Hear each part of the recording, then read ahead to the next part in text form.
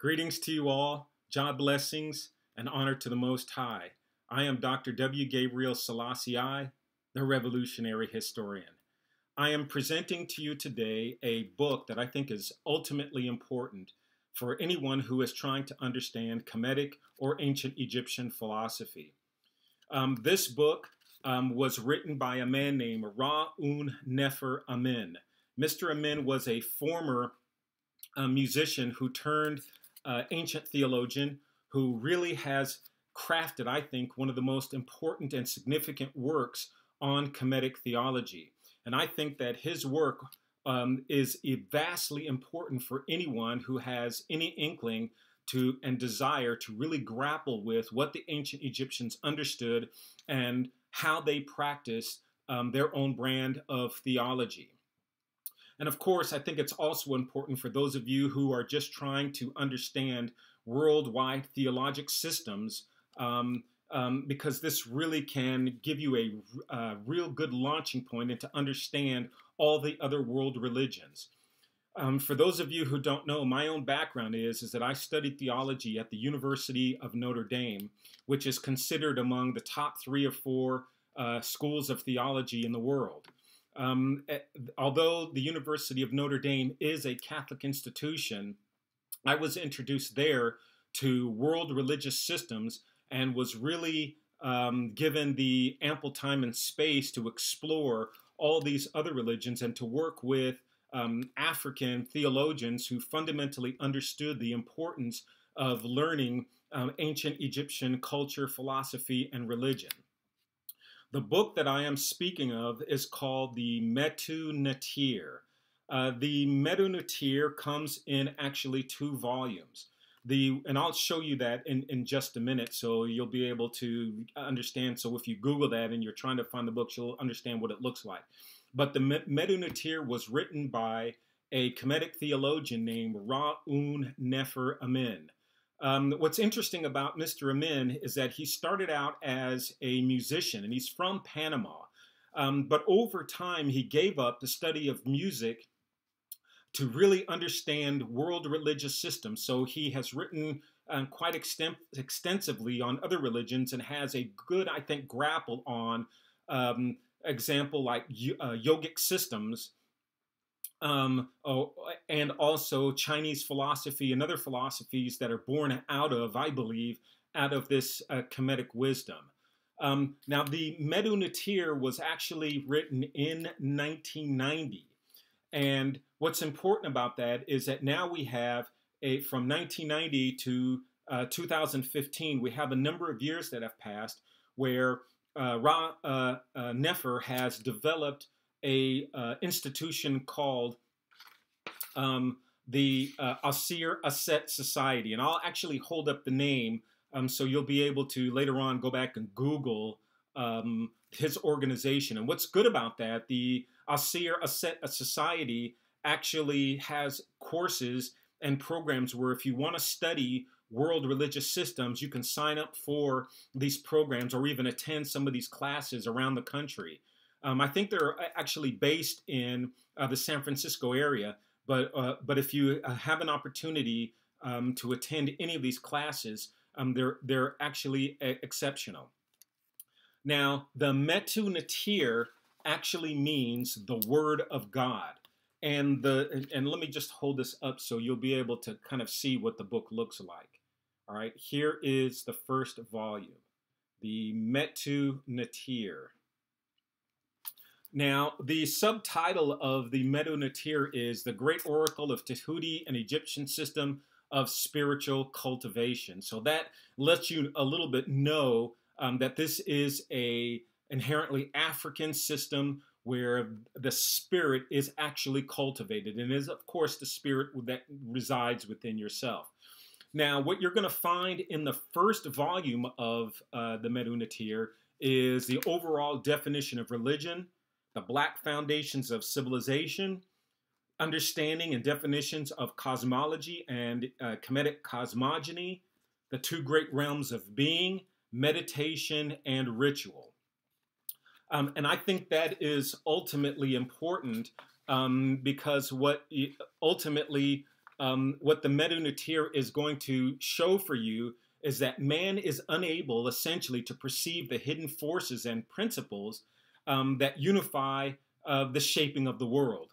Those unifying principles have long been lost to man, and we have developed other religious systems that we know as Judeo-Christian, Islamic, and what have you, as a response to try to understand or grapple with it, but we've absolutely fallen short.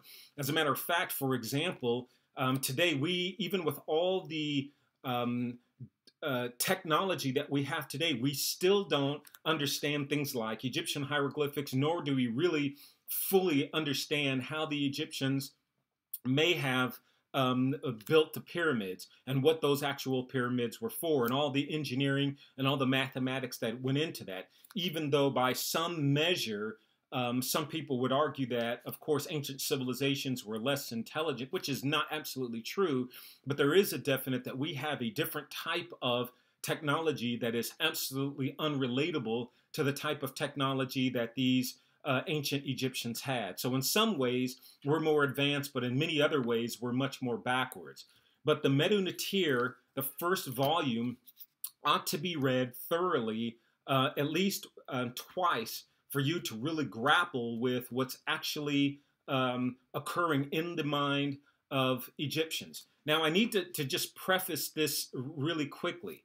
Part of the reason why it's very difficult for a lot of people to really grab hold of what the ancient Egyptians were doing, even though we try to tend to argue that we live in a modern civilization, is because the ancients thought a lot differently than we do.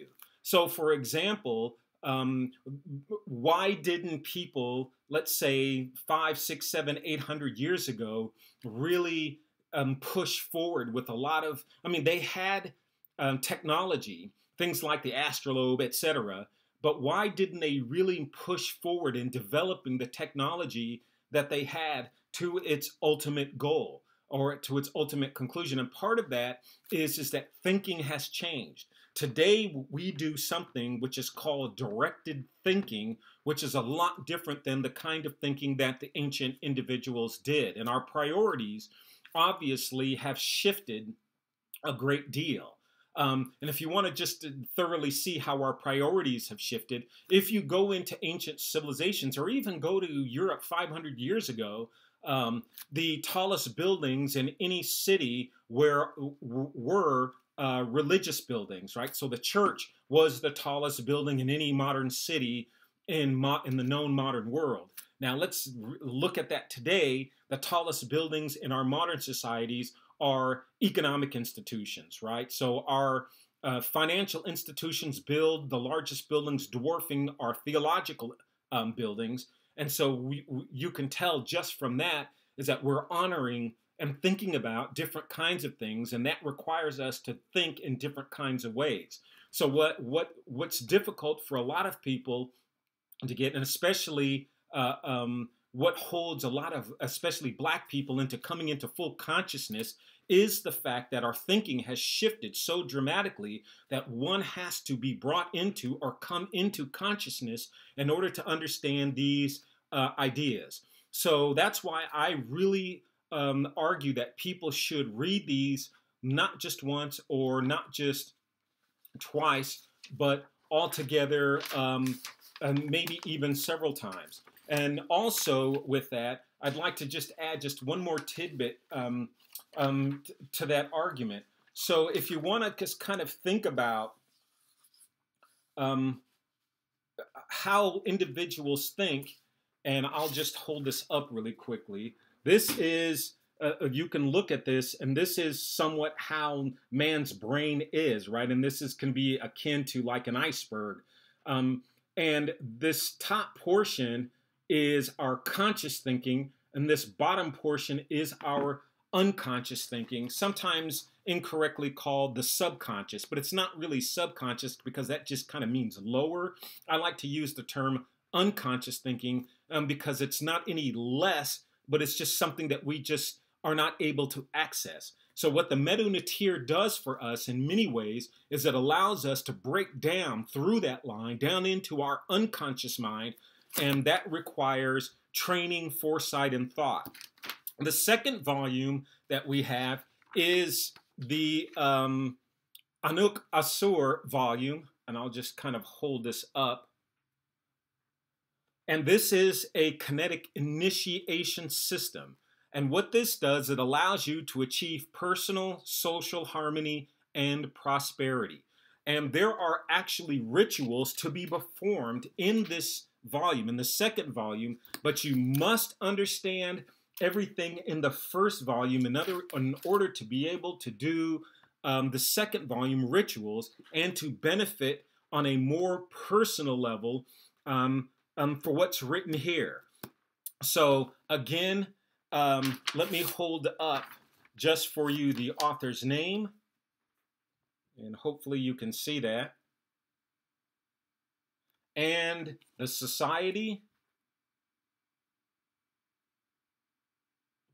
You can Google both of these and you can find out more on your own. Thank you again for watching. I am Dr. W. Gabriel Selassie I, the revolutionary historian, hopefully bringing all of us further into consciousness.